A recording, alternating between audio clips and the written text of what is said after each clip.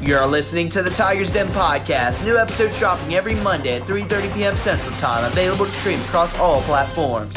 Also, be sure to check out Play Callers. New episodes dropping every Tuesday at 3:30 p.m. Central Time, available to stream across all platforms.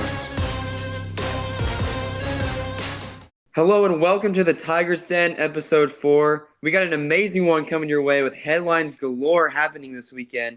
From top teams almost being upset as big favorites, some MLB playoff race drama, and analyzing some NFL and college teams that might be on the come up or the decline.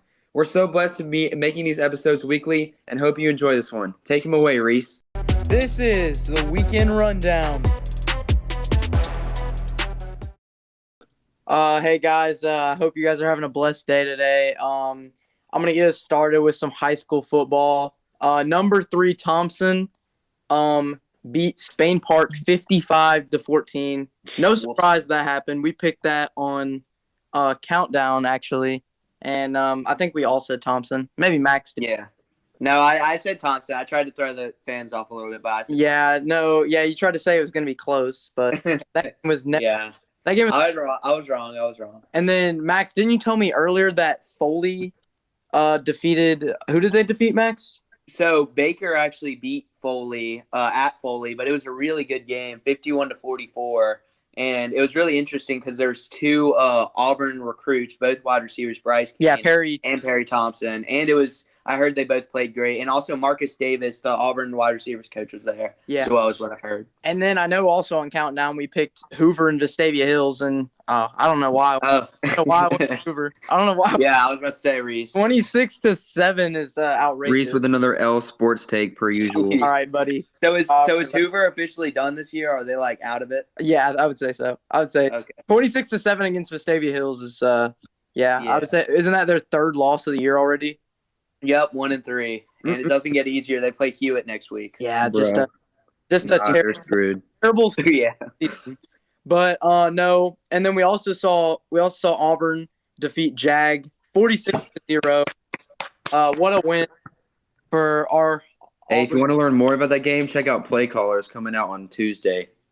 Yes. All right, buddy. Where we talk with one of the coaches. His ads over here. Anyways, let's get into some college football.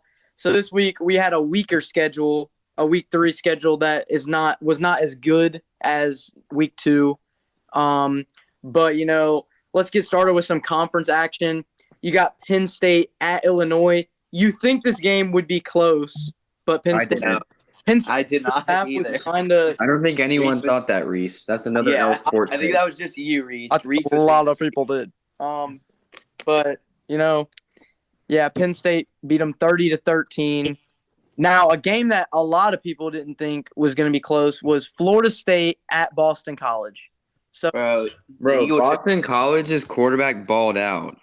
Yeah, but I think the main reason this happened was because Florida State came in there way too. Is that? Yeah, Thomas Castellanos, I think it is. Bro, he needs to jump. He's from UCF. Transfer to He's a former Gus Malzahn recruit. Did any of you watch that game? Do you see how many fans were in the stands? 0. I watched a little bit of it. Yeah, it was kind of sad. Yeah, it was like a poverty. Holy Cross. No, when they played Holy Cross week 2, Boston College had barely any fans, and Holy Cross had Holy Cross had it was about might have been 5,000 fans there. Yeah. And they were after halftime or after the all of Holy Cross's fans made the trip. Yeah, after the rain delay, they were chanting or they were booing Boston College coming out of the locker room. Dang, that's tough. And it was crazy. But also we get SEC play started.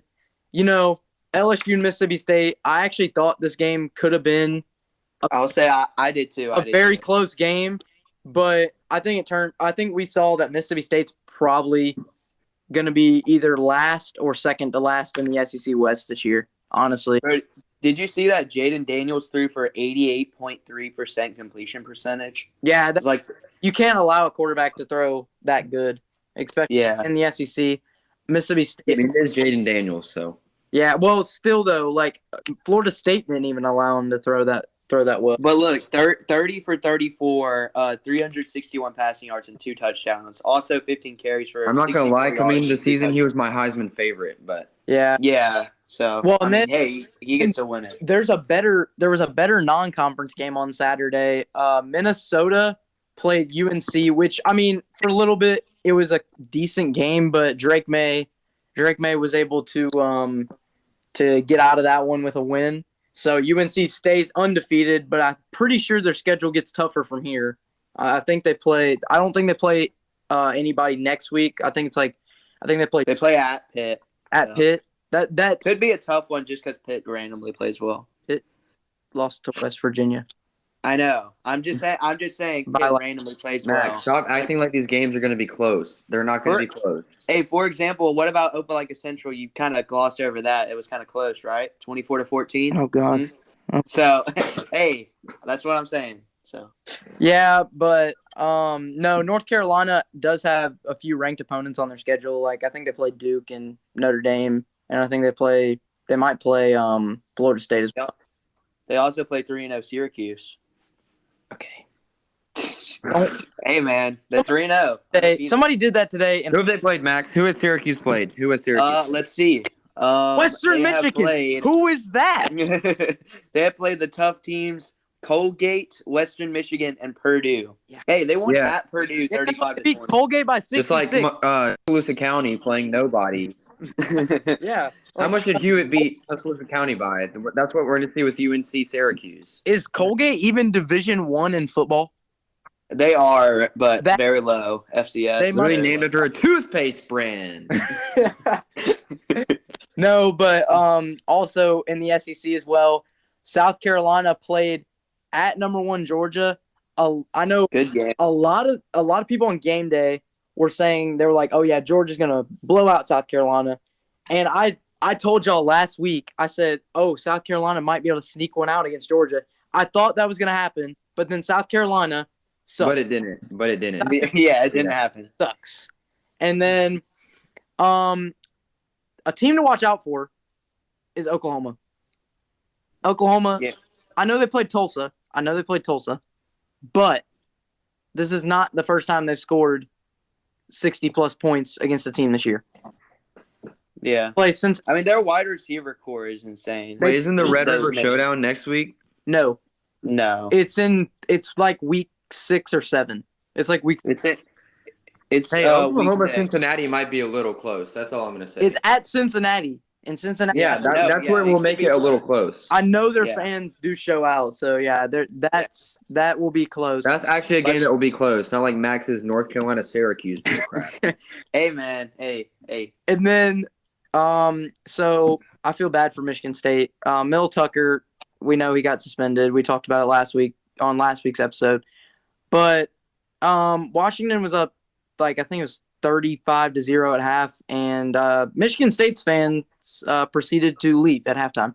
Stadium was empty. I'm not surprised. Stadium was empty at the end of the game. And it was, or actually, I think it was empty by. So did they fire Mel Tucker yet, or is he's just still suspended? But they're gonna fire him. I would say I would love to see Michigan State and Northwestern deuce it out, because both of these teams are going to probably. It's going to be that game's going to be 3-1. Yeah, so you can't even score one. Yeah, point. And then a game. I mean, I don't think Taylor was surprised by this, but I kind of was surprised by this. Florida upsets Tennessee in the swamp. Chomp, baby. Taylor, you still picked Tennessee. You know that, by the way. I picked Tennessee because I didn't want to be wrong. But he did But he did say He did say it could be close. I'll give him that. And then a game we all thought was going to be a blowout turned out to be a overtime thriller. Colorado barely beat Colorado. Hey, they still won. UFC. Colorado's overrated. They still won. On UFC Fight Night, both teams decided to throw at least 55-plus punches. Hey, it was entertaining. Yeah, I'm not gonna lie, it was so entertaining. Travis Hunter. I'm not gonna lie. I went to bed at half. I was not about to say I went to bed like after when it went into overtime. I was like, I'm not watching the rest of this. Yeah, I tried to watch it through overtime, then I fell asleep. But I didn't go to bed on purpose. That's the problem with Pac-12 games, bro. They play. I know, just late night, 9:30 kickoff. I'm glad that the Oregon game is like at 2:30. Yeah, at least it's a 2:30 kickoff game. But no, now we're going to head to the MLB, where today the Orioles and Rays, who both were playing each other, and they both made the playoffs. They both clinched a playoff spot. This is the first time since 2016 that the Orioles have made a playoff spot. And the Rays. That'll be Rutschman, bro. Oh, bro. Other than the Braves, the Orioles, I kind of want them to go far in the playoffs, especially how young they are. They Me too. They deserve to make the playoffs after everything. I think we could see an Orioles-Braves like playoff matchup, World Series matchup for years to come. Yeah, if the Braves didn't stop freaking losing, then maybe that would happen. Dude, Reese, they're already the 1 seed. They don't care. Yeah, They're not the one. I don't think they're playing their starters either. So They're not. No, they're not the 1 seed yet. They're Dude, they gonna already be, won the though. division. Yeah, they won. Just because they won the divisions doesn't mean they're the 1 seed yet. All right, they're gonna be the 1 seed. If they win, they're still hungover from Who else is gonna get the 1 seed, huh? the Dodgers. Who else? The Dodgers can. The Dodgers are 6 games behind them, or 5.5 games behind them. And how many Not games are gonna left in the MLB season? Like 13. Exactly. It's not gonna happen, Reese. It's not gonna happen. What else you got? But no, the Rays, we've seen them in the playoffs few years. Like, actually, I think it's been 3 years in a row that they've made the playoffs. But I don't know. Maybe they can make a run. I don't know. They always suck in the playoffs, so they always make it to the playoffs as like either the number 1 seed or the number 2 seed, and then they always figure out. Oh shoot, the Dodgers are only 4.5 behind. Yep. Yeah. If the Braves just need to sweep the Phillies this week. Yeah, that won't be too hard. Yeah, but I want to go back to Georgia. Actually, now I think Georgia might lose like 2 games, 3 games. Bro, For what? no, Football? no. Yes. Yeah, What wait. is this? Reese's Hold on, hottest hold on. take? Hold on. I'll look. Who do they lose to? I want to look at their schedule. There's They lose possibility at Auburn. if Peyton Thorne. No, no, they do not lose at Auburn. They might lose against Ole Miss or something. Yeah, Do they that might be the only one. Do they play Ole Miss? Yes, at home. Oh well, Yeah. maybe. They're not losing to they're Tennessee, that's for actually- sure. They actually have a really lucky schedule because they do play Florida, Missouri, and Ole Miss all back-to-back, 3-game slate, but they're all at home. So- What? Yeah, Florida's at the neutral site though. Well, yeah. Neutral site, but where at? Wait. Mercedes-Benz? No, it's in No, Jacksonville. Jacksonville. If they're going to lose a game, that's the one they lose. But I don't see them Florida? losing. Just because it's rivalry and it's, neutral site, but it's also in Jacksonville, so basically Florida. If they would have played home field. Missouri, no, if they would have played Missouri at Missouri, they would lose. No, they won it, bro. Yes, they would. Okay. Missouri's good. But Speaking of they're not beating Missouri, Georgia. Let's get into how their 250-pound kicker kicks a 61-yard field goal for the win against. I saw that. I watched it live. That And- was crazy. For everybody listening, somehow they're not ranked. Yeah. That Honestly, I would have ranked. Missouri had to have been ranked over Florida. I don't understand why they're not. me That's my neither. I opinion. mean, some people, the coaches poll had Clemson in the rankings over. I mean, that makes sense because they were right outside of the rankings and they didn't move at all. Who And Florida wasn't even in the receiving vote section. has Clemson beat in the past 2 weeks? They looked pathetic against Charleston Southern in the first. No, they didn't, bro. In the first They quarter, in the did. first half they did. In the first half. And then But FAU, they did actually play pretty well. yeah, no, Clemson should have been ranked, and that should have been made FSU Clemson ranked versus ranked game. But That game, the spread's actually FSU by 1. yeah, exact 1.5. So Yeah, no, the What time is that game? Is that night? 11. that's 11. That's 11. It was 11, bro. We need to watch that. It was know, going to that's be gonna be it on one was of the going to other- be a night yeah. game until Clemson proceeded to get blown out by Duke. Yeah. All right. Anything else happened this weekend? Reed? No, other than that, that's it. But thanks for listening to Weekend Rundown. Who is this week's MMVP? All right. Well, now we're gonna move into the MMVP segment, and this Max's week's most MMVP valuable player. Yes, Max's most valuable player. And I'm not gonna lie. I kind of got all my information a little earlier than I needed to, but it was because I had dinner before doing this. So, I got DeAndre Swift Oh God. as my MMVP, but I want to give a shout out to Puka Nacua, who I saw he smashed the record for most receptions in first 2 games. He had 25 over the past 2 weeks, but he's like wide receiver 1 now that Cooper Kupp's out for the Rams right now. But he smashed the record. It was 19. Now it's 25 because that's what he set it at.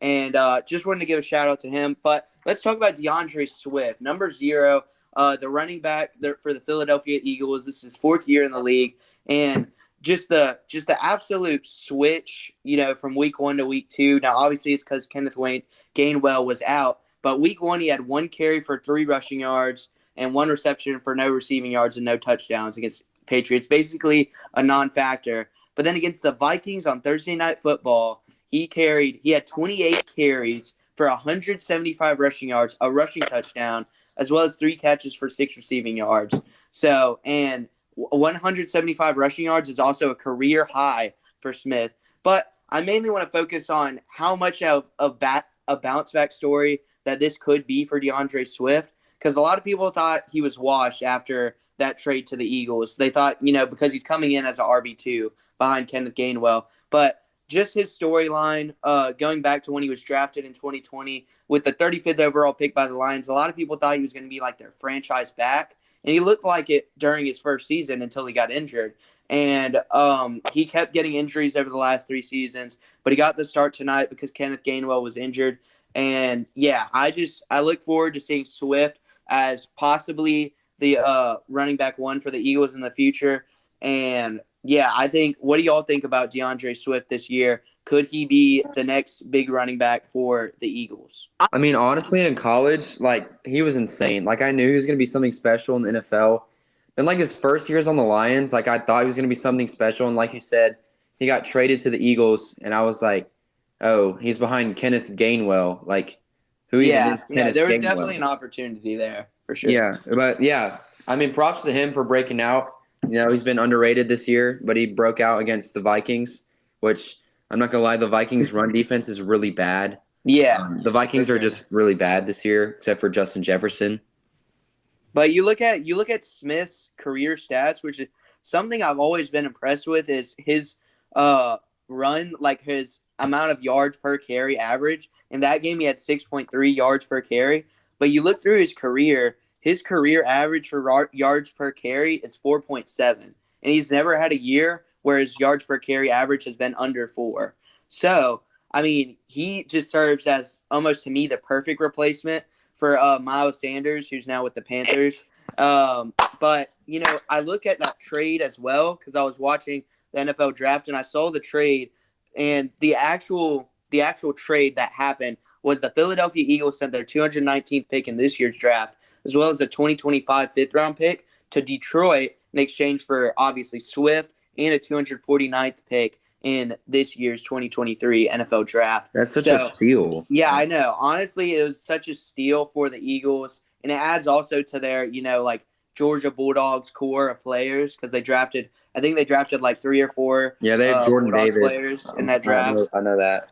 So, I mean, shout out to Swift. I think he can be a great replacement, like I said, to Miles Sanders. And if he keeps this production going, I mean, this Eagles team could be scary, especially if Hurts figures it out. Yeah, the first week, I really thought the Patriots, I do think will be a sneaky team. And I think they really proved that. As they're losing 17-3 to the Dolphins. Yeah. Hey, the Dolphins are good this year.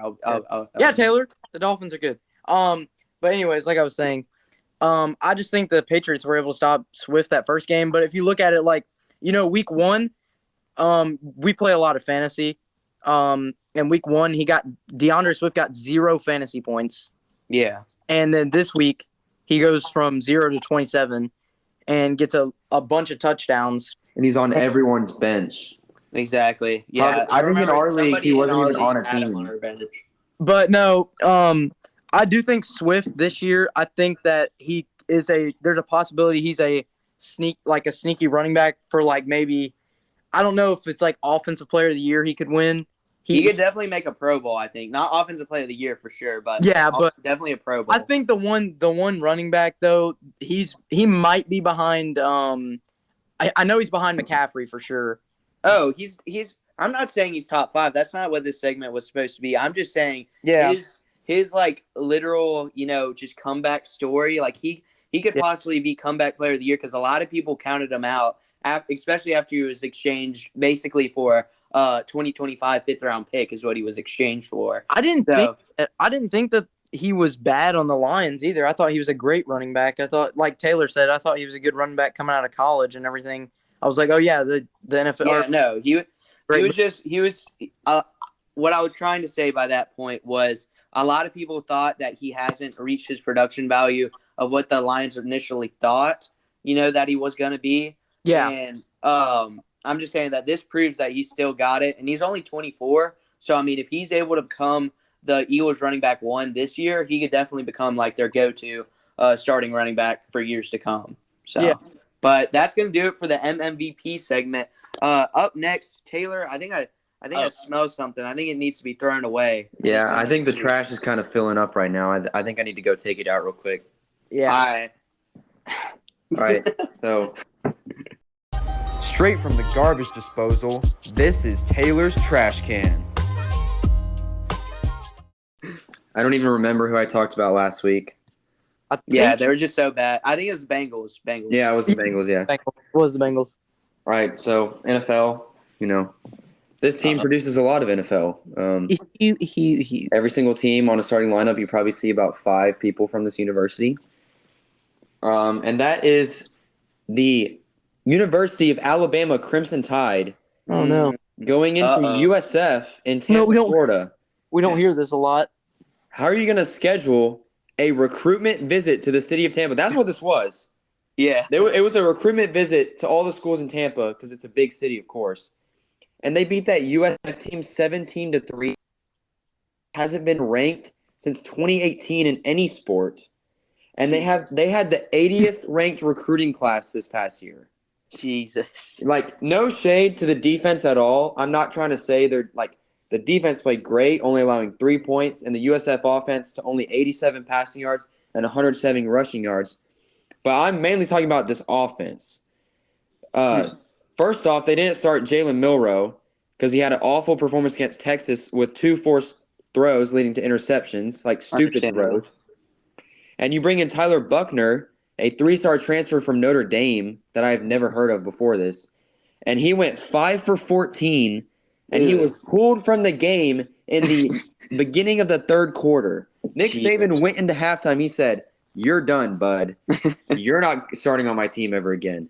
And they brought in Ty Simpson, who is a true 5-star and was ranked number 29 in the 2022 recruiting class and was the 4th best quarterback. And he only went 5 for 9 with 73 yards. He played a little bit better, but he still played awful. Like, the quarterback situation at Alabama right now is completely awful. It's complete garbage, like the segment ensues. But Bama has always been like this powerhouse team that is always ranked number 1 or somewhere in the top 5. They started out the season. I think they started out at number 4 and they moved up to number 3. I'm pretty sure. Yes. Yeah. Yes. And then they almost lose to USF. USF, I couldn't even name what their mascot is, and I couldn't name you a single person that has come out of USF that is decent at football. Did you know they have the worst defense in Division I? Exactly, bro. Exactly. And this game literally could have gone USF's way if they would have scored a touchdown.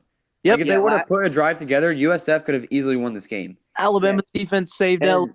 Bama is awful this year, and they play a 15th ranked Ole Miss team led by Jackson Dart, of course, who is 100 times better than USF. And I think this could be literally a retirement home for Nick Saban. Nick Saban's going to go to the retirement home after this season because Alabama sucks. Their quarterbacks suck. Their recruiting class is not as good as it usually is. It's probably still top 10 somewhere, but it's not the top like we always see. I just think Alabama's the dynasty's over. I think it's completely over. I think it started last year when they didn't make the playoff. But, I mean, I think it might be time to bring in the 4th string, whose name is Dylan Longergan, who's a 4-star recruit from this past class. Time to learn Chinese, buddy. Also, there is no way that Alabama should still be ranked 13. Yeah, no. There is no way that Alabama should. They should have moved down at least out of top 15. That's all. Here's the thing, though. It's still kind of a big deal that they're not in the top 10 because this is the first time they've been out of the top 10. Speaking of dominance, they haven't been out of the top 10 since 2015. Whoa. So, I mean, you talk about Dynasty falling in a big way. Hey, all I'm going to say is I don't know how you have this much depth and power. You have 4 quarterbacks who are all highly recruited out of high school. You have so many different running backs that got carries. You got so many good players on your team. Defensive linemen, linebackers, cornerback. We could name it all from Alabama. I mean, you see it in the NFL right now with Jalen Waddle and Tua Tagovailoa starting for the Dolphins. But I just don't understand. I think the dynasty's dead. I think Alabama just needs to be thrown away. I think you need to ball them up into a little ball, and just chuck them into the basketball trash can to my right here. And, I mean, what do y'all think about Alabama right now? So I got a question for both of y'all. Like, just real quick question. Do you think this is a 4 or 5 loss season for Alabama? I don't know about 4 or 5 losses. Let me look at their schedule real quick. Hold up. Let me get in the office and look at their schedule. Very tough schedule. At home against Ole Miss, which we'll talk about, I'm sure, later during prize picks. But, I mean, that's not a guarantee. And we were talking about it earlier. If Ole Miss is going to beat them, this is the year. I would say LSU is a tough game, too. Yeah. No, I think right now I have LSU beating them in Bryant-Denny. I'm not going to lie. I don't have Tennessee beating them, though. No, he's overrated. I think you can make an argument. I mean, it's the last game of the season, but I think you can make an argument that Alabama and Auburn will be a really close game. Yeah. I could. You know what? You said 3 or 4. Yeah, so 4 or 5. I can't see 5, but I can see 4 with losses to Ole Miss, LSU, and Auburn. I'm not gonna lie. I see 5 with losses. No, I'm joking. I see 5 with losses to Ole Miss, Texas A&M. A&M? Yeah, maybe Arkansas. Texas A&M. Bro, what are you talking about? That is why. Hey, Reese, they're bad. Reese, this is why your sports takes are so bad. This is why people laugh at you when we come back to school and they listen to this podcast and they laugh at you for your sports takes. They might even lose to Chattanooga. Reese, okay. I'm joking. Your time for speaking is over for right now. No, I think it would be Ole Miss. And then LSU. All right, we're gonna cut Reese off right here. Yeah, I have one quick thing to say. So Alabama has been so good. Like I said, they haven't been out of the top 10 since 2015. But I want to harp real quick on how bad USF is. Last year, you speak about terrible defense. They allowed 40-plus points in every game except 3 last year. They just held Alabama to 17. Let's keep going. They were 1-11 last year, the worst record in all of college football. That's what I was saying. Yeah, I was saying they were absolutely terrible last year. They had a really tough dogfight against Florida A&M, who's not even a good. Oh my gosh, Florida A&M! What will we ever do? Exactly. So I mean, hey, didn't they go 1-11 the year before that too, or was yes? I think they won. I have one more trash can. I have one more trash can. 5 years. So Kentucky? No. So I don't know if y'all saw Portland State beat the University of North America 94-0. Bless America. University of North America is a Division II school that if you go to their website, I think Auburn High's football website is more like intuitive than their website. University. They don't even have a roster on their website. Did they just don't even have an updated roster. They're like a poverty JAG high school team. University of North America, yeah. Where are they at? Where are they located? I don't know. I'll look it up real quick. Fairfax, Virginia. What? Yeah. The real university. But Bishop Sycamore 2.0. But anyway, the last thing I'm going to say is, and you talk about, this Alabama team from a talent standpoint, they're still not bad. They're still Alabama. They still have talent. That they can play with and they can plug in, their running back is what, like you said, their running back saved them the day. Roydell Williams ran for 129 yards and a touchdown. If it weren't for him, they could have lost. Genuinely. Hey, y'all guess how many students North American University has? 2. I'm gonna go with 5. 821. Jeez. Bro, Our high- Auburn High School has a Auburn bigger High School senior holds class. more than We have more people than that in our class. Yeah, so, oh my gosh. So, I don't know how they put on a football team. And Portland But- State has 45,000 students. No, going to Alabama's schedule, do you think that game on November 11th, I know, in my opinion, Kentucky's absolutely terrible, but do you think that game could be close since it's in Kentucky? It's in Lexington. I don't think so. No. I don't know about that. I don't Here's really think so because I think that Kentucky probably will end up either them and Vanderbilt are going to be at the bottom of the SEC East. Yeah. But here's the one more thing I'll say. Do y'all think that this could be Saban's last year? Yes. Because I think genuinely do. I saw that a lot of Alabama fans, even after when they lost to Texas, a lot of Alabama fans were like, Nick Saban needs to retire now. Yeah. Like, And if Saban retires, do you think who are some coaching candidates? And I'm actually looking at one right now for a news article. I can't believe I didn't see this. But could Deion Sanders, prime time, go to Bama? No. 100%. Yes. No. 100%. No. Okay, why? That will why, never Reese? happen. Why? That will For me, never I happen. wanna hear why not for Taylor. I think that the reason he would go to Alabama is for the money and also Colorado. What is he going to win in Colorado? Because Hey, he's 3-0.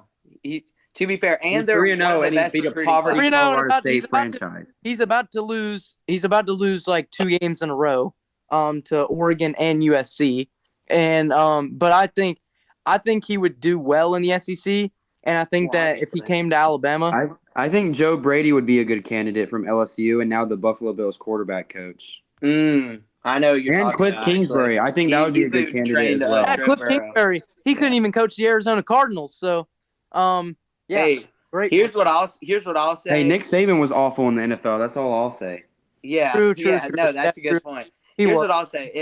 If Deion Sanders does, because here's the thing, I feel like Shadur Sanders, the way he's playing right now, could actually be gone after this season, going to the NFL, genuinely. And Shiloh Sanders also, I mean, he's been playing great, 10-plus tackles in all 3 games so far, and a pick 6 last time. So a lot of people think that his kids are possibly what's going to keep him there for another year. But if Bama does come, knocking on that door saying, hey, want to come play at Alabama, we already have, the recruiting, we already have the base. Like, literally everything is here for you to win multiple national championships. I think it could happen. Another name, though, that I would like to throw in the mix Brian Hart. is no, absolutely not. I Absolutely not. wish.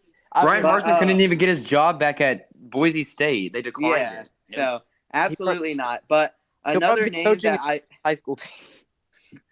another name that I could see going to Bama. I'm trying to look around actually right now. I actually genuinely don't know. I was about to say a name, but I genuinely don't know. Maybe if Ole Miss performs really well and possibly somehow wins the West, maybe Lane Kiffin return to Bama. But other than that, I don't see any realistic options right now. Well, see, if you think about it, Kiffin coached at USC, so he wouldn't. USC's equivalent to Bama.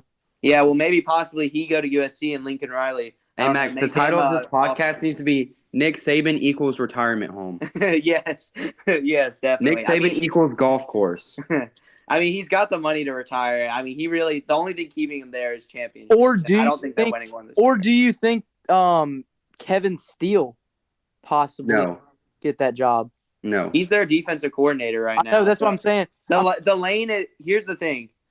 I agree with Taylor with the no, just because I don't think he should be a head coach. I think he's just a good defensive coordinator. But I think a yes, but just because the lane's obviously there. One more defensive coordinator I think Mike could get it, but probably won't. Is probably Gene Chizik. I don't know.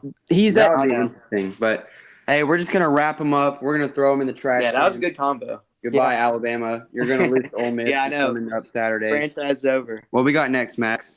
Get your popcorn ready. It's time for Max's main matchup. Take him away. Well, next we actually got the main matchup, which we won't see Alabama in anytime soon. And I got speaking of prime time and Coach Sanders, I've got number 19 Colorado Buffaloes at the number 10 Oregon Ducks. Yes, this isn't the game day next weekend, although I thought, if it was any other week, it would be, but it's not. Now, Colorado is coming off a close game, and whereas Oregon is not, and the line really shows it. I mean, it's minus 20.5 Oregon opening up. But we'll also remember back to the TCU game. Now, obviously, Oregon is a way better team than TCU, but TCU opened up at minus 21. So there's kind of a similarity there. But let's go ahead and break this game down. Like I said, Colorado beat Colorado State 43-35 in double overtime, while the Ducks absolutely demolished Hawaii, who is not a good team, but they still demolished them 55-10. And some players to watch in this game. Well, this game is going to be all offense. Pac-12 is here, and it's all offense. And it's mainly the QBs. So for both teams, you need to watch out for these QBs, both obvious Heisman candidates. Shedeur Sanders, who in last game, he was 38 for 47 with 348 passing yards and 4 passing touchdowns with 1 interception. But if you watch it back, it was kind of the receiver's fault. So really that shouldn't have even counted because it was a drop on a good pass. But Shedeur Sanders, and then on the flip side, Oregon, you need to watch out for Bo Nix, who threw for 247 passing yards. Yeah, you can hear Taylor clapping in the background. That's his favorite player. The goat. He's 21 for 27 passing against Hawaii, and he threw for 247 passing yards and 3 passing touchdowns. And then the receivers for both these teams. Now, I do know, and this kind of plays into who I think will win, which I'll say in prize picks, but the receivers for both these teams are still really good. Xavier Weaver for Colorado is making a name for himself. 9 catches for 98 receiving yards and 1 touchdown. And he currently is number 4 on the receiving yards list in the country for receiving yards. And then Troy Franklin, who I think is going to be an early round, possibly second or maybe late first pick in the NFL draft next year for the Ducks. 4 catches for 83 receiving yards last game. Both these teams have so many good players. Obviously, I think Oregon has a better defense, than Colorado does. But, I mean, hey, we'll see how it plays out. What are y'all early – not who y'all think are going to win because we'll say that in prize picks. But what are some of y'all's early, takes? What are some keys to this game? Hey, I'll get more into Oregon a little bit later. Okay. Yeah, all right. I think that I heard this morning. I was listening to College Football Insider. I was driving somewhere, and I heard this on the radio. So someone was talking about Colorado. They were talking about the teams they've played, and I look at this too. Colorado, really, you play a TCU team that lost a lot of people from last year, and then you play a Nebraska team that probably doesn't even know what football is anymore. And then you play a Colorado State team who you should have beat by about 50, but beat them by a touchdown in overtime. And Colorado's not they're good, but they're not great. They're not college football playoff material. They're about a 6-6, 7-5 team that will make the Armed Forces Military Bowl and play a team like UConn. And what was that? I just heard it's an ad. I think something. But here's something I'll say about Colorado. I disagree with the point that they're a 6-6 and 7-5 team. Mainly because looking at their schedule, I just don't think they're going to go 6-6, 7-5. I think at most they lose maybe 4 games. That's what I see them losing. But they would probably lose to I think they play Oregon State and Washington State as well. Yeah, I say those will be close games, but I say they probably lose those games. But no, I just think that Shedeur Sanders mainly carries that whole team because there's no depth there in that team. If you look at it, you don't have a lot of depth in Colorado's team at all. Yeah, here's what I'll say. I think the Travis Hunter getting injured, I hope he gets well soon. That was an obviously blatantly, the player that did that play should have gotten kicked out of the game, but that's a whole different conversation. But anyways, no, I mean, this receiving core is still good. I mean, you got Xavier Weaver, you got Jimmy Horn Jr., and then Dylan Edwards is also a player to look out for out of the backfield for their running back, but he's really almost basically a receiver at this point because he mainly catches balls rather than runs with them. And but But no, I mean, this Colorado team, the most impressive things I've seen about them, which were going to be my main worries coming into this year, was their offensive line has played. They haven't played great, but they played well enough to give Shedeur Sanders time. And especially they showed that in the TCU game. Kind of struggled a little bit against Colorado State, especially with Muhammad Kamara. He's the guy that they kept repeating. Is going to be an NFL pick next year. I didn't know who he was before this game, but apparently he's really good. So we'll see how they handle Oregon. I know they just got some big dogs on defense. I don't know any specific players, but I know they just got some dogs there. They always do. So we'll see. This will be an interesting matchup. I think the most impressive thing about these two quarterbacks, who are both really good, like I said, is their efficiency. Like I said, Bo Nix, 21 for 27, and I think on the year he's like plus 70 on his percentage, which, I mean, just Bo Nix, the improvement since his days at Auburn is just, it's outstanding. I mean, to see what he's done. On the year, he currently has a completion percentage of 81.5% on the year. So, I mean, this game will be – I don't think it'll be a blowout like a lot of experts predict. I think it'll be close, but we'll see what happens. That's going to be the end of my segment. And next, it's kind of getting a little hot in here. Kind of. And I need to take this jacket off, and I need to kind of cool down. All right, that was the cringiest thing of all time. Hey! I tried to transition. Yeah, like my intro. The temperature's rising. Go ahead and play that. The temperature is rising. That can only mean one thing. It's time for Taylor's hottest take. Mm-hmm.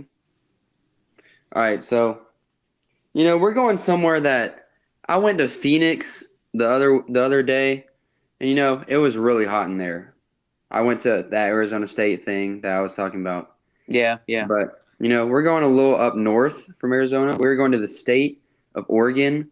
In Eugene, Oregon, there is a team called the Oregon Ducks. Mm-hmm. And you know what's crazy about them? What's crazy? They win. They will make the college football playoff after winning the Pac-12. I can see. I know the old bias factor. I know the bias factor will come into this take. But I truly believe Oregon is as legit as that Marcus Mariota-led Oregon team that made the Natty in the first year of the playoff after losing to the Ohio State team. I truly think this team is as good as that team. I think Bo Nix and Marcus Mariota – I think Bo Nix might – I think he will for sure be at the Heisman the Heisman ceremony. I'm almost certain about it. Yeah, he will. But I think he will. the Pac-12 is a hard conference, though. And they got hard games at home against Colorado, like we talked about. And USC is at home. And then away against Washington and Utah. That's going to be tough. So their schedule is not easy by any means. But if they win those games, they have to make the play. There's no way they don't make the playoff if they win the Pac-12. Yeah. How good the Pac-12 is right now, anyone that wins that conference is going to make the playoff or like a pretty good bowl. And this team is much-watched football. Of course, Bo Nix, transfer quarterback from Auburn, 893 yards, 8 touchdowns, and 0 interceptions through 3 games. Yeah. I know they haven't played the strongest teams. I mean, they played a good Texas Tech team, but 0 interceptions. He's just super precise with his throws. But the weapons around him are even more stellar. I want to get into them. They have 3 running backs that get carries.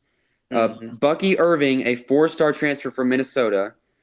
Jordan James, a 4-star from the 2022 recruiting class.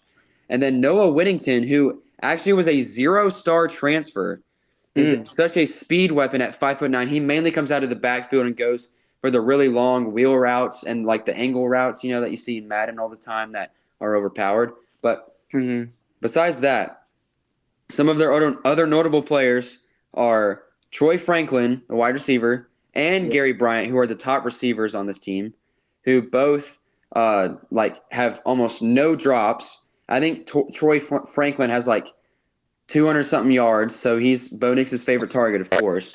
Yeah. And then they have a DB named Tysheem Johnson, who's actually a transfer from Ole Miss that is leading the team with 20 tackles through 3 games. Yeah. That's pretty dang good. And then Jeffrey Bassa, who is a linebacker, an edge rusher, also leads the team in tackles with 16. He's second in tackles. So I know this may sound like a stretch, and y'all may think that I'm like Desmond Howard, and I just say Oregon is good because I'm an Oregon fan. But Desmond Howard gives no reason to why Michigan is good, but I gave the reasons, and I personally think this is the best team in the Pac-12. And with a big matchup against Colorado, I think it's time for them to prove themselves as a contender to the entire country.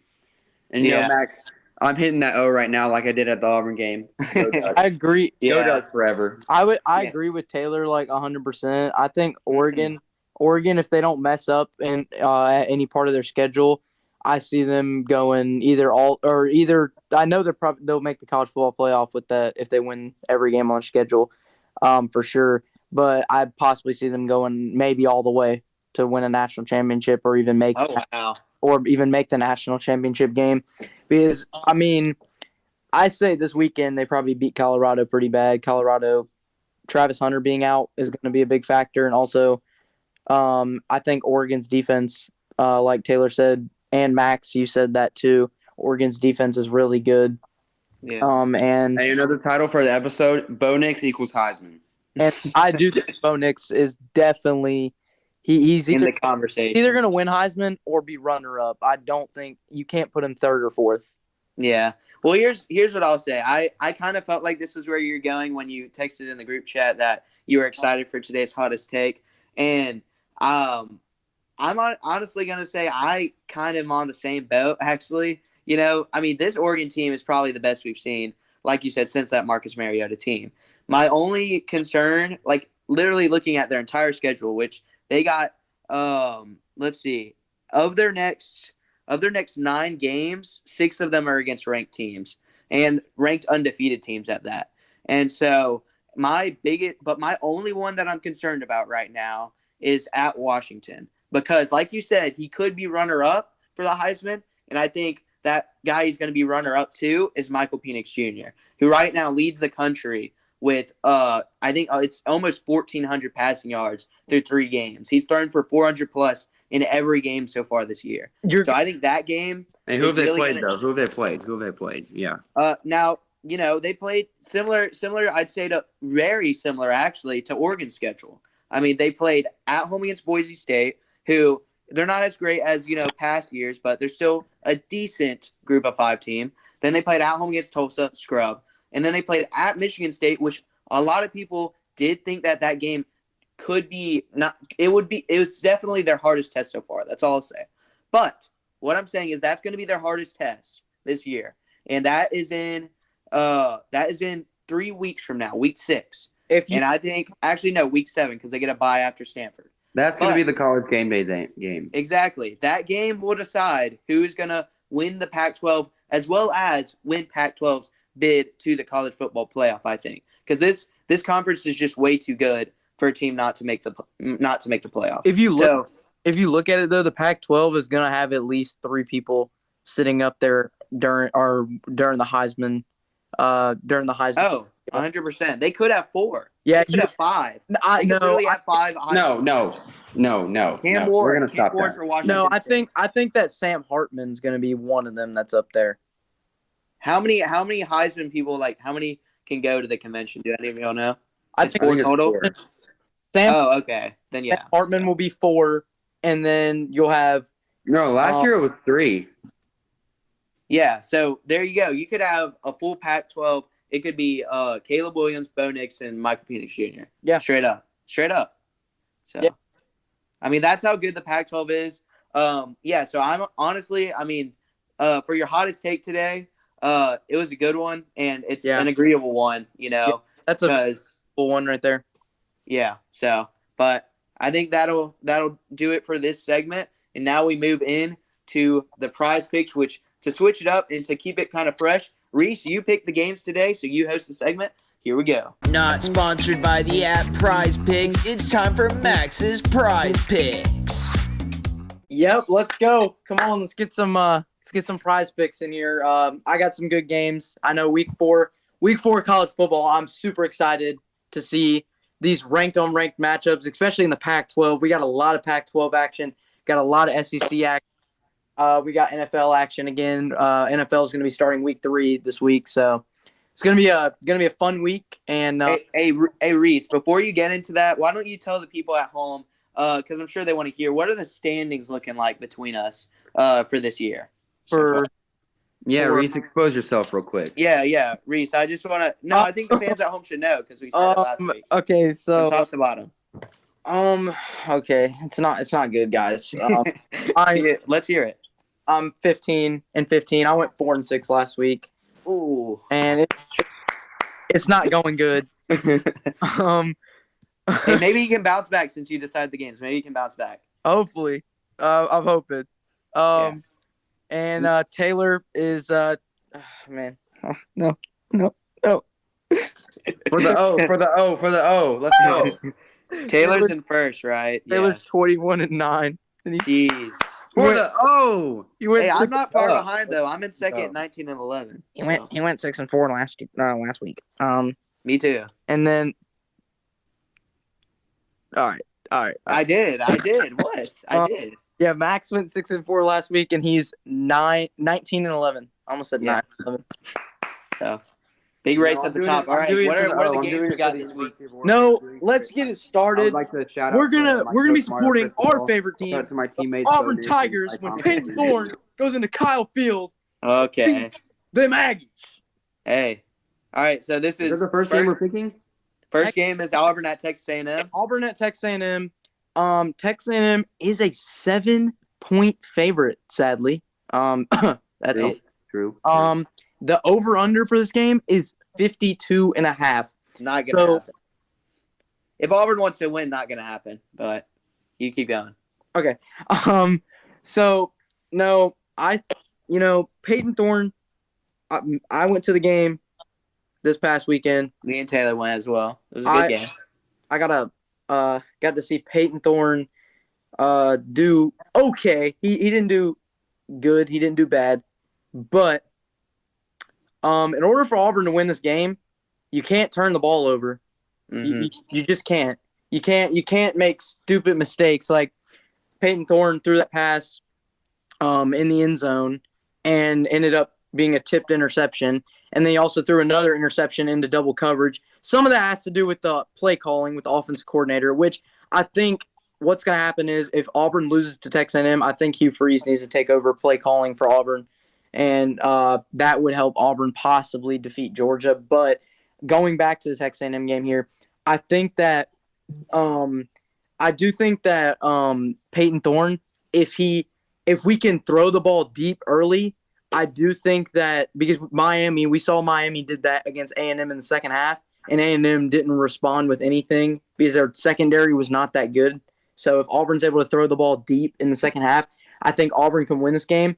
I do say that Auburn wins this game by a field goal or a touchdown, and I say that the final score will be 38-35. Oh my gosh. 38-35. I'm taking the over on this one. Okay. I mean, hey, you do you, man. I'm gonna agree that Auburn wins this game. I think it's a tough spot matchup. It's always hard to play at Kyle Field, with the 12th man and all that. But I do say we go in and we win. The 11th man after we beat them. Yeah, I mean, there you go. Hopefully. But no, I mean, Connor Weigman, though, they have some good players. Connor Weigman and Evan Stewart have been playing great so far, except for the Miami game. They kind of showed their true colors. Like you said, weren't able to stop the pass at all. And that's definitely going to help Peyton Thorne because Peyton Thorne currently leads our team in rushing yards, which I don't know if y'all knew that, but after that last game where he ran for 123 rushing yards, he's now our leader in rushing yards and passing yards. And I believe that he's actually a better runner than he is a passer. Mm-hmm. And so I think that Peyton Thorne, with them not having the greatest secondary, he'll be able to expose it a little bit. I don't think he'll throw for more than 200 passing yards. And that is also why I'm saying this is going to be a slugfest. And I'm saying that Auburn's going to win this game 24-20 in Kyle Field over the Aggies. So give me the under and give me Auburn with, I guess, the upset according to Vegas. Yep. All right. No. I went to the game this past weekend. I've grown up an Auburn fan, living in Auburn, Alabama, going to Auburn High School. But I just don't believe in Auburn this year. I'm gonna be so for real. I don't believe in Peyton Thorne. I think he's good. I like the mullet that he's got right now, but It is I just don't see him. I don't see him in an SEC environment. I mean, he played at Michigan State, and we saw in big environments he just couldn't do it. Yeah, And that so is. I think Peyton Thorne's going to get shaken up. I think our run game's still going to work. Like Damari Alston, Jarquez. Jarquez Hunter, that's his name. Yeah. And then Brian, what's that guy's name? Batty. He played really good. And Jeremiah Cobb. I think this run game is insane. I think it will work at some point next year. I'm gonna have to go. This is kind of a heartbreaker to me. I want to keep my record going. I'm gonna have to pick against Auburn. I'm gonna have to pick Texas A&M. I think the 12th man is gonna pack it out. You know that stadium, the capacity is 100-something thousand. Exactly. Most students. It's the biggest public university in the country. I just got Texas A&M with the 12th man. I got them winning by a touchdown. I'm still going to be cheering for Auburn, but I got to pick Texas A&M to keep my record going. No, here's my thing. How tight is just real quick? How tight is the string on Peyton Thorne before they if he starts throwing interceptions like he did at Michigan State? I feel like we could see an Alabama situation where by the third quarter, if he's not playing good at all, I feel like we could see Robbie Ashford come in. Yeah. Okay, that was my question. But no, I see where Taylor's coming from with picking against Auburn because, in my opinion, I do think if Peyton Thorne doesn't play good this game, I see Auburn winning about 5 points. Oh yeah, Peyton Thorne's the ultimate X factor in this game. Yeah, I agree. If we do not play good this game basically defines our whole season. If we lose the game. We'll win 5. I feel like if we lose this game by a field goal or a touchdown, it doesn't define us, though. Yeah. I feel like if we lose big, then it's it's kind of a heartbreaker. Yeah. I mean, it's also hurtful if we lose this game because, I mean, you look at the schedule upcoming right after that. We got at home against Georgia, away against LSU in Death Valley, and then at home against Ole Miss. So, I mean, if we lose this game, it could be a rough road ahead for the Tigers. Yeah. But, we're going to go on to the next game. And this one's going to be – I don't know if it's going to be a fun one. This over-under is absolutely absurd. But it was Taylor's hottest take, so we're going to do it. I got you. Colorado. Oregon. Oregon is a 20.5-point favorite. I just saw the over-under, and I couldn't help it. Over-under is 72.5. Jeez. It's getting out. Hey, it's going to be an offensive game, like I said. So. Getting out of hand. But I'm going to get it started. Oregon is there's so many words to describe Oregon this year.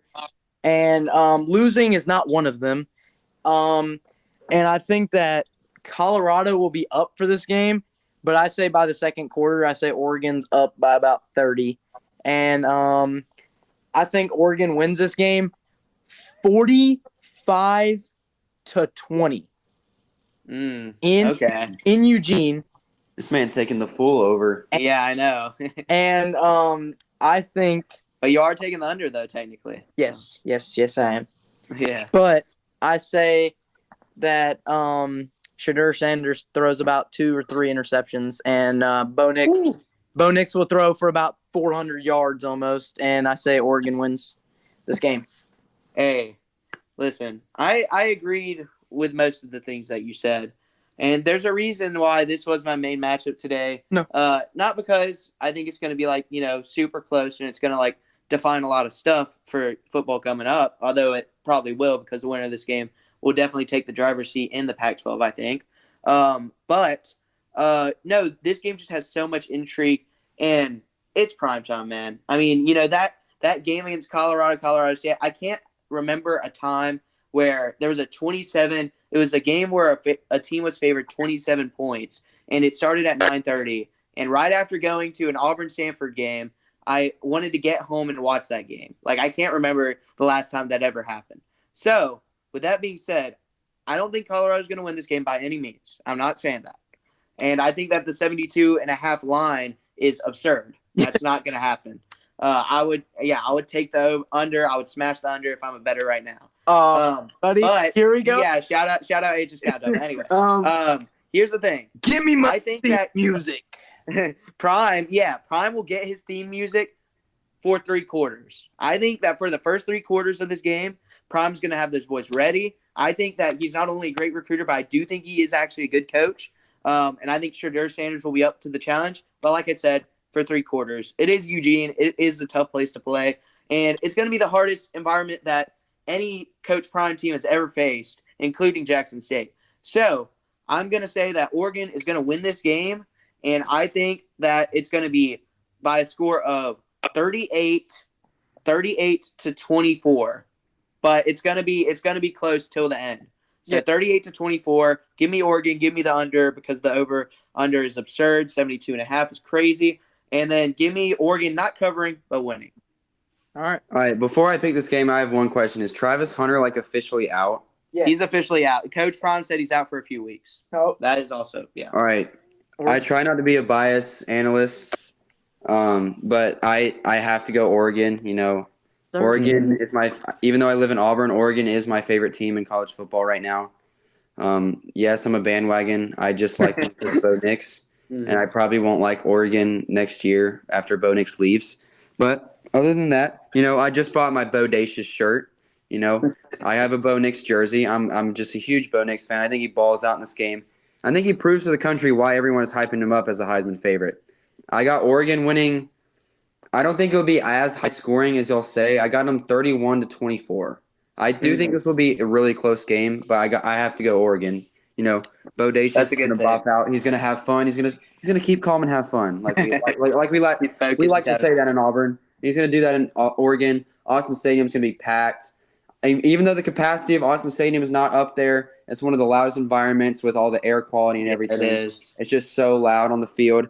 I don't think Shedeur Sanders will know what hit him. So yeah, listeners out there, if you've never watched an Oregon game, like a big primetime Oregon game, it's fun to watch. You also can't hear anything because it's so loud. You got to do it for the O. Let's go Ducks. Yep. Yeah. No, that's gonna be that'd be a very interesting game. 2:30 ABC on Saturday. I will be watching. Also, 2:30 game on Fox. Another Pac-12 matchup. This is a good one. I love this matchup. Amazing matchup. Number 22 UCLA at number 11 Utah. The line is Utah by 5, and the over/under is 51.5. I say this game's a very low-scoring game, and I'm going with the Utes. 17 to 10 in Salt Lake City, and very low-scoring game. Is Cam Rising back? Yeah, so that's what I'm trying to look up right now. So he wasn't back today, but it says that there's a chance that he's back. Oh, but they don't know. They don't know. Here's what I'll say. That is, first off, Cam Rising being back. If Cam Rising's back, I mean this entire game, the focus flips all the way to Cam Rising if you're UCLA, on defense. But they say that the backup quarterback for Utah, I don't know if you've watched, but he's played pretty good. Nate Johnson. I'm pretty sure he's a true sophomore, but as a backup, he's played good. But this UCLA team, I feel like with their transfer portal additions, and Chip Kelly is a great coach for UCLA especially, and Dante Moore, if you've not watched this kid play, true freshman, true freshman. Now he was a top 3, recruit, so he was expected to be really good, but he has come in since that Coastal Carolina game, and he has played outstanding, 32 for 51 for 615 yards and 7 touchdowns with only 1 interception. But that's in 2.5 games because he didn't play the first half of Coastal Carolina. He didn't even get the start. He wasn't expected to, but the other guy played like crap, played like booty. So Dante Moore came in, and I'm going to go with UCLA with the upset on the road. If Cam Rising's playing, then this pick totally changes, and I'd possibly go with the Utes. But I'm just not sure right now. And, I got UCLA on the road. Give me UCLA 21 to 13 on the road, a low-scoring game as well. Go Bruins. All right, I'm going to have to agree with Max on this one. I do think UCLA's quarterback is very good. Mm-hmm. I think their high-powered offense just gets the job done against Utah. Utah did not look good against Baylor. They looked all right versus Florida, which, Yeah. I mean, Florida at that point, they were just trying to get their everything figured out. Let's be Exactly. so.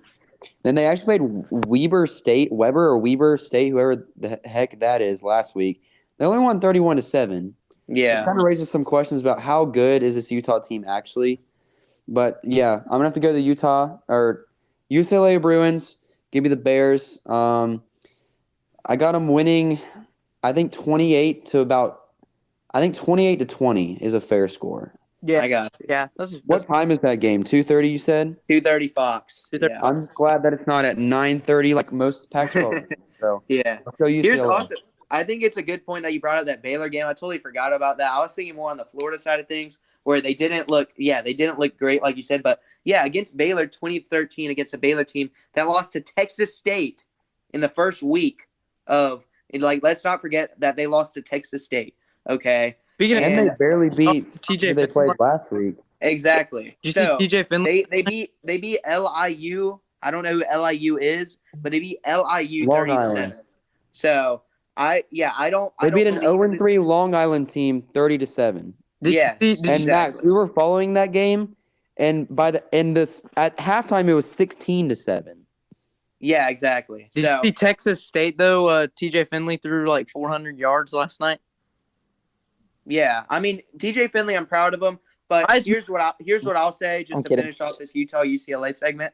It's the same reason I gave for not believing in Florida beating Tennessee, which I'll admit I was wrong about that. But it's the same reason I'll give for that game. I just don't believe in this Utah team. I haven't seen it yet, and I need to see to believe. And I haven't seen, so I don't believe yet. Give me UCLA on the road. And what's our next game?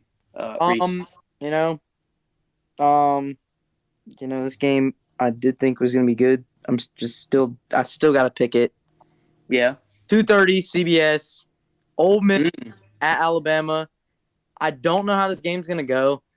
Alabama is a 6.5-point favorite. Somehow, I mean Bryant-Denny. I'm not surprised. some way, they're a 6.5-point favorite. But the over/under is 55 for this game. That's a little too high for this one. Probably Ole Miss 55-0. That's probably the reason they're putting that there. But no, Alabama's quarterback situation's all screwed up right now.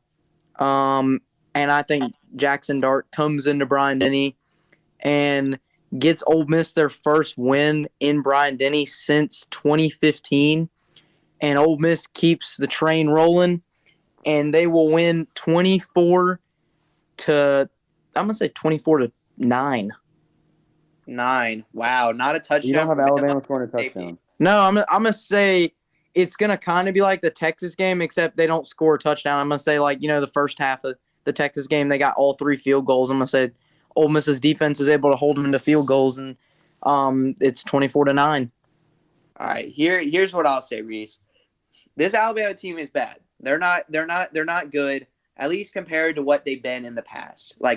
Compared to what they've been in recent years, including the most recent year last year, they're a dumpster fire. They're not good for the Crimson Tide standards. Yeah. But they are playing in Bryant-Denny, and they're coming off of 2 games where, like you said, according to all the Bama fans and even the Bama coaching staff, they have played miserably. And I know one thing is that when in doubt, believe in Saban. Saban is going to go down as once he retires, he's going to go down as one of the best, if not the best, college football coach of all time. And that is because he's able to make adjustments and also to get players to play well. Now, I'll also say this. He has not gotten any QBs to play well. And like Taylor said, he has 3 actual starting caliber QBs, or so they say. So what I'll have this game going to is I do have Alabama winning, but it's going to be very close, and it's going to be, I think Ole Miss could honestly be winning with 2 minutes to go, and then Jalen Milroe, something happens and Bama's able to win. So I'm going to go Bama wins this game 27-23 over Ole Miss at home. Give me the under, but give me Bama not covering, but winning the game 27-23 in Bryant-Denny. Saban finds a way. That's a good. I'm gonna have to agree with Max. I know they were my trash can, but I don't believe in this Ole Miss team.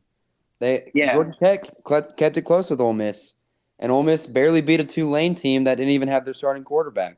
Yeah, true. I don't believe in this Ole Miss team. I believe in Jackson Dart and Lane Kiffin. I love them, but I don't believe in this Ole Miss defense. Even though this Yeah. Alabama offense is struggling, this Ole Miss defense is probably even worse than Alabama's offense, to be honest. Possibly. So I'm gonna have to go the Crimson Tide. I understand what you're saying. 2:30 primetime SEC on CBS. You got Bert and Ernie basically commentating it.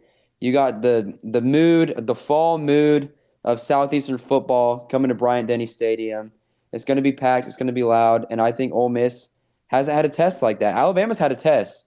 Yeah. They had Texas. Ole Miss hasn't played anybody decent. Nope.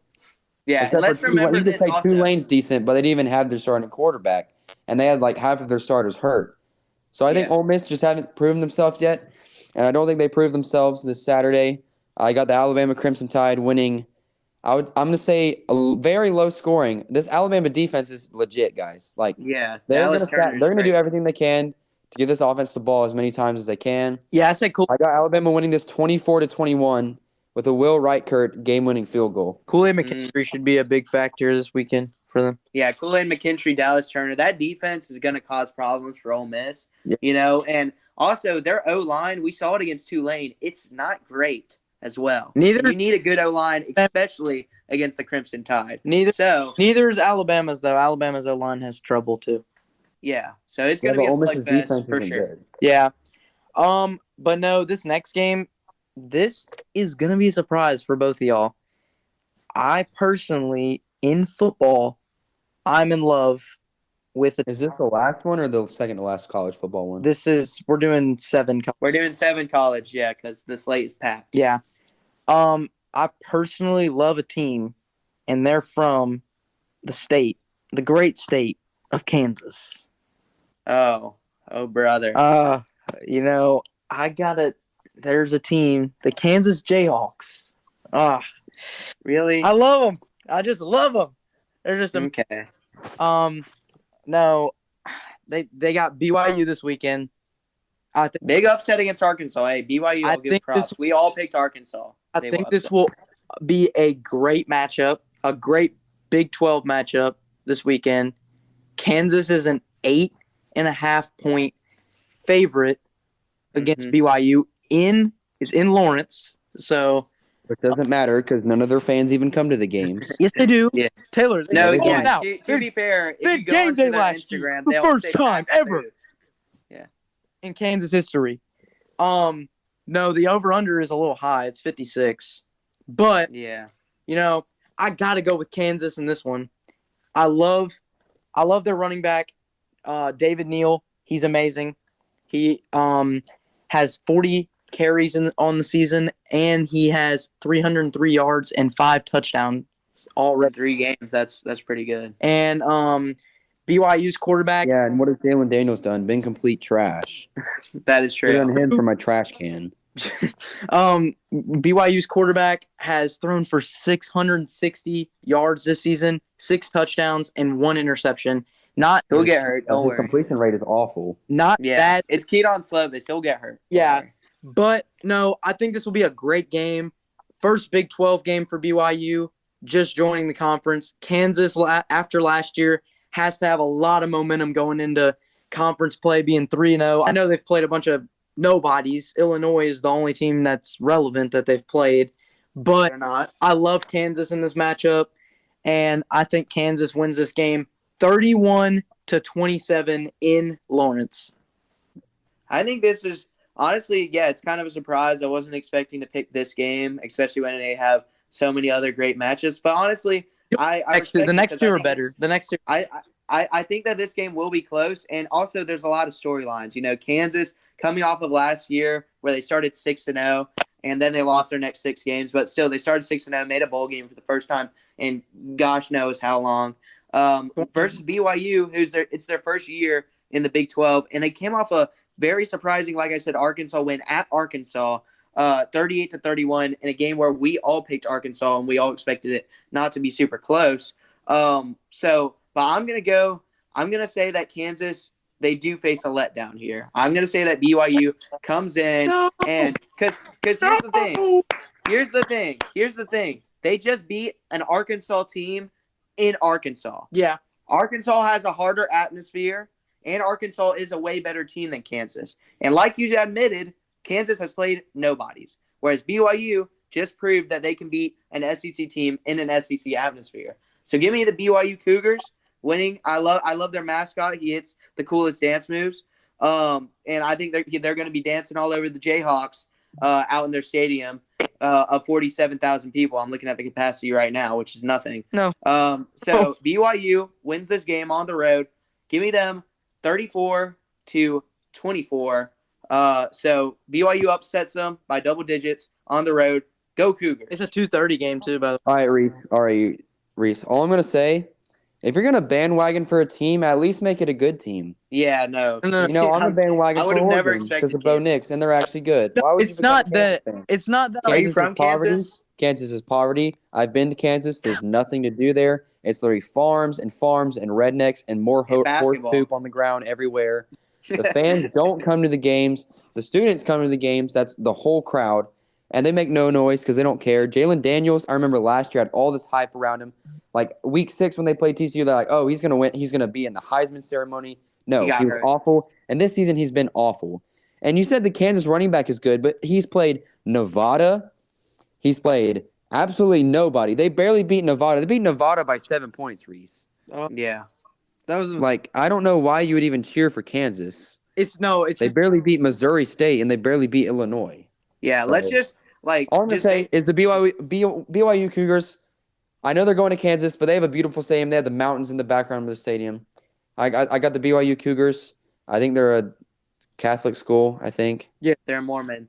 Mormon school, yeah.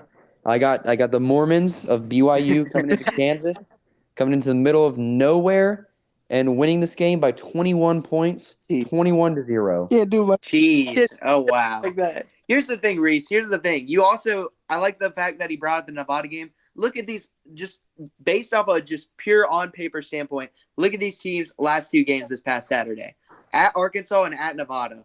BYU beat Arkansas by 7. Kansas beat Nevada by 7. So that should tell you all you need to know. Yeah. So, We'll see. Who knows? all right. Who knows? Next game. It could be a good game. Could be a blowout. I don't know. Kansas. I just based it off of last year. That's all I was doing.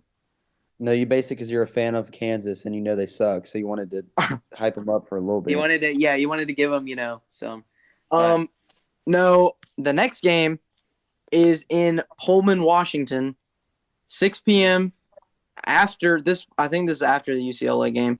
Oregon State at Washington State, another good Pac-12 matchup. Yeah. I'm excited for this one. Yeah, this one's really good. I think this one, especially after what Washington State did a few weeks ago to Wisconsin. But Wisconsin's not good.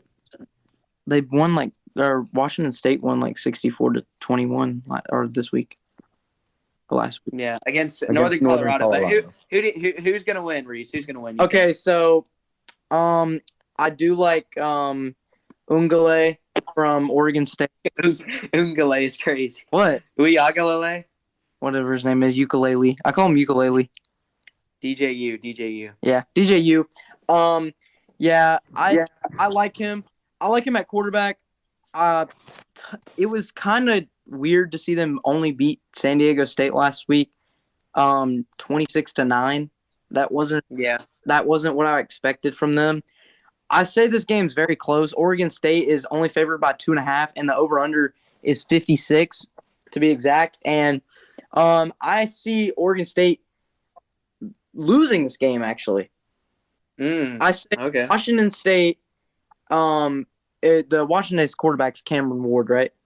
Yes, he was one of the ones that I also mentioned could be in there for the run. Cameron Ward, I think, plays another great game, and I think he does phenomenal, and Washington State wins this game by a field goal, and it's going to be 20-17. Yeah. Here's what I'll say.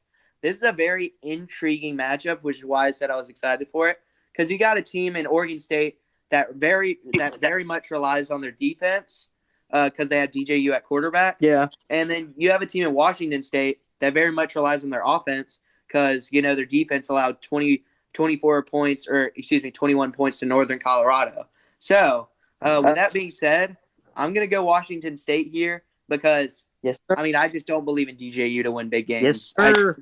Just straight up, I don't believe in DJU. I mean, I know he's played better than he did against Clemson, I guess. I mean, that's what the people are saying on the street. But I mean, against let's see who they played. At San Jose State, at home against UC Davis, and at home against San Diego State. His numbers right now are 42 for 68, 630 yards, 6 touchdowns, 2 interceptions. But Cam Ward, this is why I think that he could be a sleeper, not only for the Heisman, but for probably a high NFL draft pick next year. 78 for 108 passing, 986 yards for 9 touchdowns through 3 games, as well as 32 carries for 95 yards on the ground with 2 rushing touchdowns. Give me Washington State. Give me Wazoo to win in Pullman. A lot of times they pack up the crowd. I think they'll pack it this time. Are they going to on the field? Washington State will win this game, and it will be 34-17. They will win. They will pull away against Oregon State because DJU cannot score in big games. Give me Washington State, the Cougars as well. Max, will we see a storm field? Will we see them storm? Probably yes, because Wazoo hasn't won really anything big in a while. This will probably be their biggest win since 2017. So Probably. yeah, give me Wazoo. Yeah. All right. You know, this is another personal bias game. Being an Oregon fan, you don't cheer for Oregon State. Yep. Yeah, We hate I Oregon felt State. that. We don't cheer for the Beavers. We don't even say household. You know, it's banned. I can't pick Wazoo. I feel like Wazoo's always that team that It's sneaks into the top 25 Yeah. and then they lose. lose and then they get out. But I don't think that happens this year. I think Washington State actually finishes 3rd or 4th in the Pac-12 this year over wow. Oregon State. Hey, Seems like that Oregon is State, actually Utah, that is UCLA. actually true because Washington State is there's a Let me make my pick, Reese. All right, I got Washington State. Give me. I love Washington State's offense. I got to go 54 to 21. my. Whoa. 54 points. Hey, Oregon State, I know you don't want to talk about the Beavers, but they have a decent defense this year. But no, what were you going to say, Reese, about, Washington State? No, I think Washington State though, like Taylor was saying, I think Washington State is a team that most years, well, I know the past few years they haven't really been relevant, but this year they're getting back to where they were back in 2017, 2018 when they were able to possibly beat a team like Washington or sometimes they could Oregon and stuff like that. Close with Oregon and stuff like that. And I do think that Oregon State's going to have trouble against Cameron Ward when he's throwing the ball, especially. And I do think Oregon State's defense is a little overrated, especially since they've played nobody. Yeah. All right. What's the next pick, Reese? I think I know which one it is. Football game is probably. I don't know if this is the best one of the year. This might not be the best one. Could be. But I genuinely think so. 6:30 NBC prime time. Ohio State at Notre Dame. College game day. Sam Hartman continues his possible Heisman campaign, and I know Notre Dame really hasn't played anybody. This is their first real. And they played NC State. Yeah, they did. Yeah, but NC State they're okay. They're all right. Yeah, they're not good. They're not bad. They're decent. But no, this game, we saw Ohio State blow out a good Western Kentucky team. But Good is a little stretch. I'm not. Yeah. I mean, last year they were good, and this year, They have a good quarterback. yeah, I've heard supposedly of their this quarterback. year they were going to be at least decent or good. But Ohio State beat them 63-10. This is the most points we've seen Ohio State score all year. Because we've seen them the past 2 matchups get matchups. Well, the Indiana matchup was 23-3, and then the who did they play week 2? Youngstown State, Oh yeah, tough team. Heisman team. Youngstown State. They played them week 2 and beat them 35-7. That's not too impressive, but that win for Ohio State this week really that got them possibly going up for this big game in South Bend. This is game day for Saturday. Ohio State is actually a 3-point favorite. That's Yeah. kind of surprising. I mean, it's ESPN. They love to, But if you look favor Bama and Ohio State. today, I was looking at Notre Dame's schedule. If they win like every game against the ranked opponents on their schedule, they should make the college football playoff if they win these other games too. Like 100%. they got Ohio State this week, Duke next week, USC the next week. So 3 ranked teams in the next few weeks. It's gonna be fun to see them play this season. But I'm taking the Fighting Irish in this one. I'm taking a close one. I'm gonna take 24-10. Notre Dame wins. And I say Sam Hartman might have a little bit of trouble early and then gets it going in the second half, and Notre Dame's able to pull away. Okay, so I love this matchup, and I kind of have a little bit of a personal bias because my family's always loved Notre Dame. That was my mom's dream school growing up, and this is a Notre Dame Fighting Irish team that I think is the best that we've seen in years. Sam Hartman's the real deal. Also, Audric Estime, their running back, is extremely underrated. 63 carries for 521 yards in 4 games with 5 touchdowns. I mean, that is just insane numbers. And I think, for big games, South Bend is one of those stadiums that will pack out, and it definitely will for this game. And also, you talk about a game that decides a team's season. This is a game that will really tell a lot about how these two teams will do for the rest of the season. Because if Notre Dame loses, then you face – it doesn't get any easier. You face Duke. You face USC. I mean, if they lose this game, I see them losing possibly both of those games. But if Ohio State loses, I mean, you still got Penn State, Michigan down the road, at Wisconsin, which I know they're not a great team, but it's a lot of times it's tough to play there.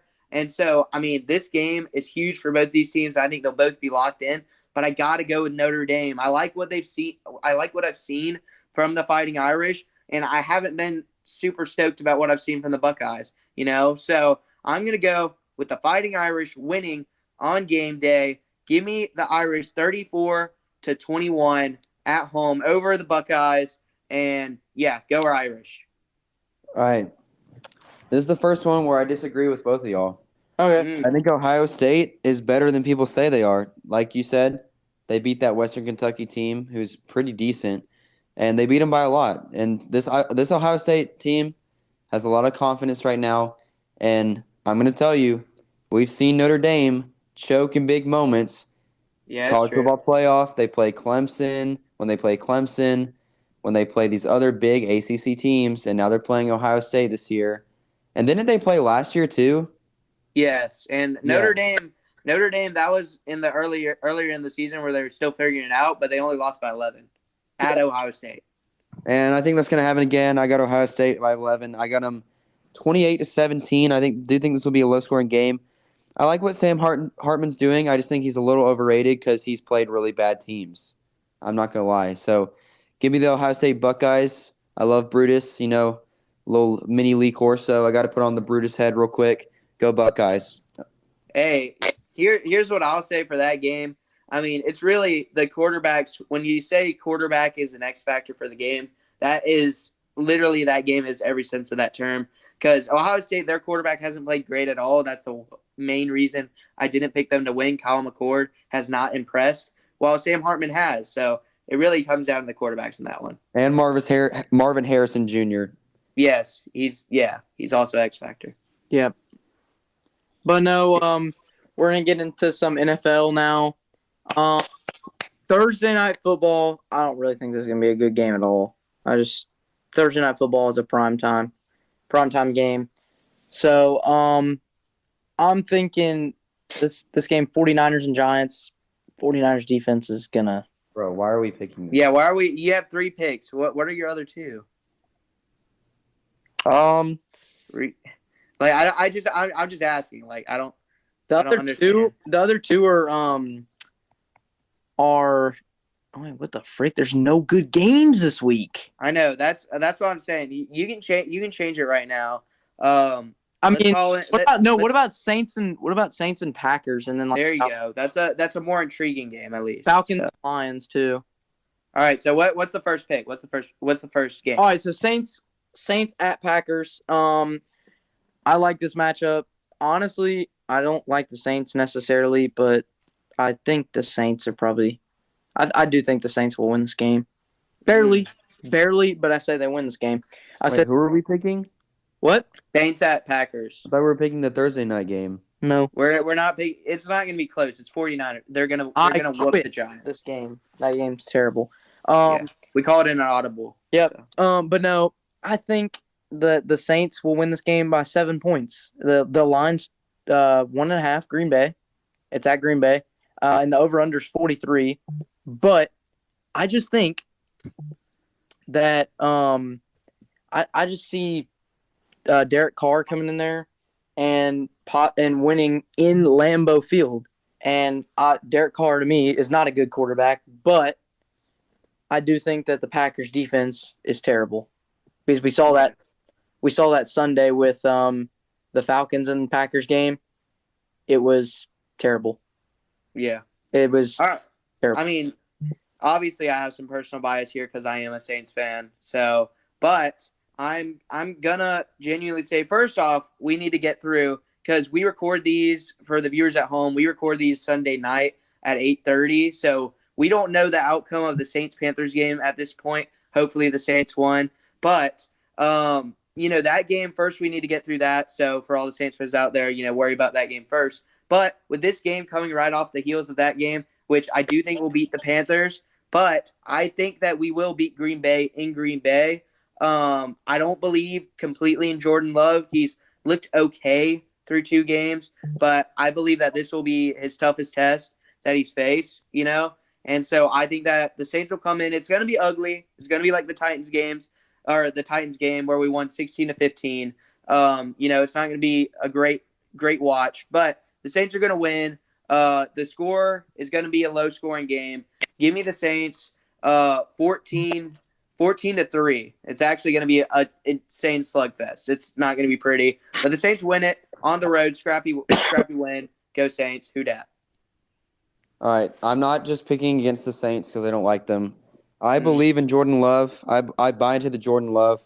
I saw a statistic today when the Packers were playing the Falcons that Jordan Love has the same stats that Aaron Rodgers had in his first 2 starts. And playing in Lambeau is one of the hardest. It's probably the hardest place to play in the NFL. It doesn't matter if it's 12 o'clock. It doesn't matter if it's Sunday Night Football. It's one of the hardest places to play. I think Lambeau is going to be packed out. I believe in Jordan Love because this is actually the home opener for the Packers. Yeah. I don't know if y'all know that, but it's going to be packed out. It's going to be loud. I don't think Derek Carr is the answer for the Saints. I'm going to be honest. I don't think he is. That's why the Raiders got rid of him and moved on to Jimmy Garoppolo. I don't know. I don't know why they did that, but I got the Packers winning. I'm going to say 28-17 or 21-17. Sorry, I think the Packers win 21-17. Close game. Yeah, I mean, I have to agree with you. I mean, I just think also if Christian Watson is back, I think the Packers win 28-17. Okay. Yeah, I mean, Derek Carr is not the answer for us to obviously, make it far in the playoffs as a Saints fan. But I think we're working with what we got, and that's all I'll say. What's the next game, Reese? Next game is Falcons at Lions. I like this game. A good one. I like this game. I think that Desmond Ridder played well Sunday, and I also think that Jared Goff stolen from them against Seattle. I see the Lions winning this one in Detroit. I see them winning this one by a touchdown, maybe 10 points. Actually, I'm gonna say 10 points. The line's Detroit 4.5, and the over/under is 46.5. I'm gonna say that the Lions win this one, 17-7. Okay. A lot of defense in this one. I got you. So this is a great game as well. It's a great matchup. The Lions coming off that tough loss against Seattle. A lot of people thought they were going to win, including me, but, no. And I looked at, cause I like to look at after a game's over, especially an upset, in the IG comments just to see what the fans are thinking, for the team.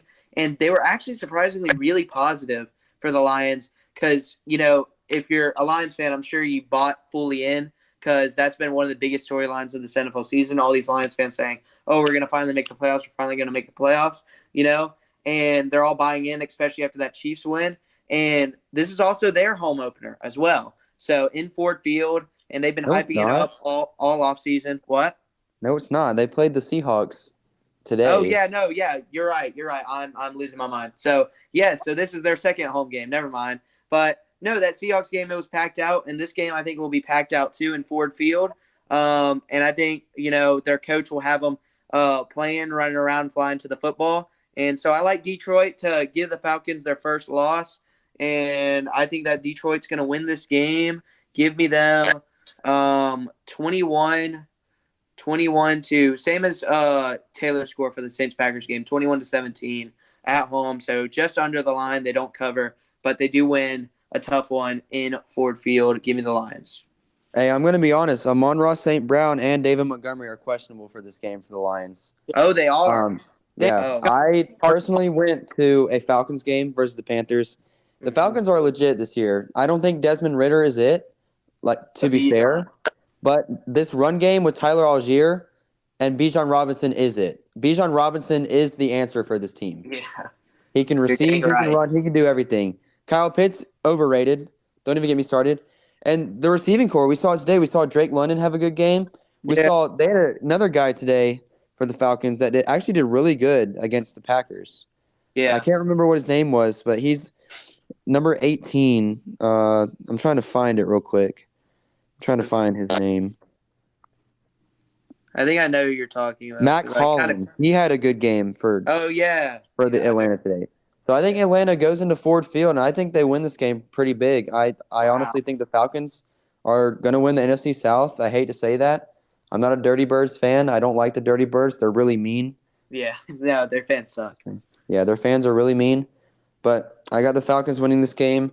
Give me 28-24. I got the Falcons. All right, what's the last pick of the day? I don't necessarily I don't like this pick here, but it's Bill. Why'd you pick it? It's Taylor. There's no other games left. Yeah, there's not many games. The Chiefs versus the Bears. Come on, bro. No. This is probably the best one to pick. Yeah. All right, the Bills or the Commanders could be a little close. You know what? That's what I'm picking. All right, Reese, who do you got? Who do you got winning? All right. What's the line and stuff? So this game, Bills at Commanders. The Commanders, they got away with one today. But no, the Bills line is Bills favored 6.5. Over under is 45.5. So obviously they think it's gonna be a low scoring game, which I do too. I say that very big defensive battle, and I think that that Buffalo wins this game by I'm gonna say a touchdown. I'm gonna say 17-10. Bills win. 17 for the Bills. That's low.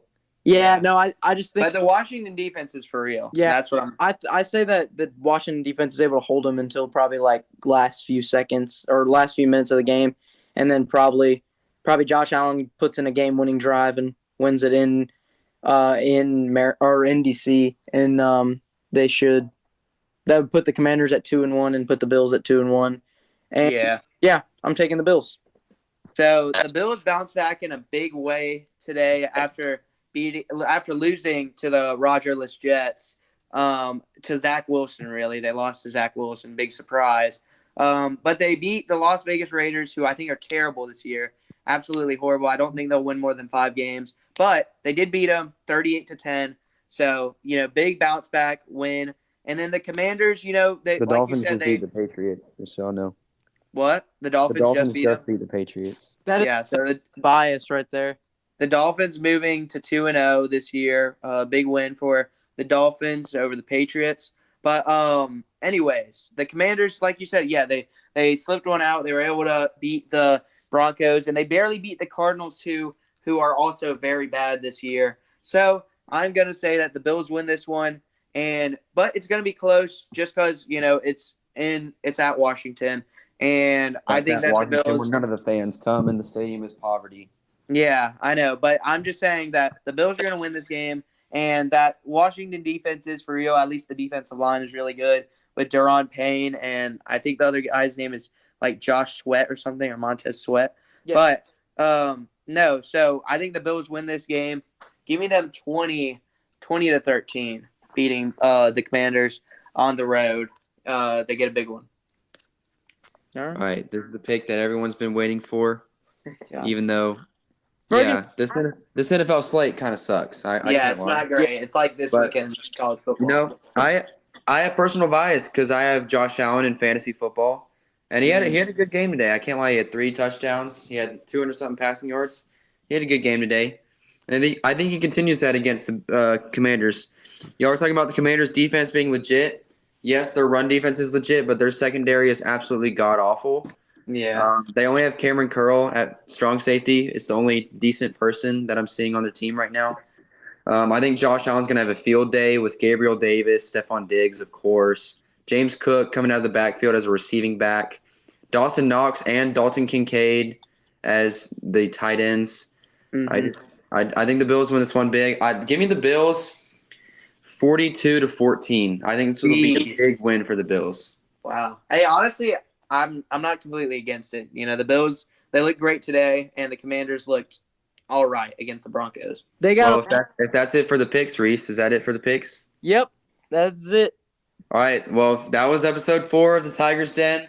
We appreciate y'all listening. If y'all made it this far, whenever you're listening to this, we hope you have a good morning, good afternoon, good night, and we're really lucky to have y'all as listeners. And we'll see you next week for episode 5. Yes. See y'all. Thanks for listening to this week's edition of the Tigers Den podcast. New episodes dropping every Monday at 3:30 p.m. Central. Also be sure to check out our other podcast, Play Callers, where we interview a coach from Auburn High School football. Be sure to check out those episodes dropping every Tuesday at 3:30 p.m. Central on all platforms.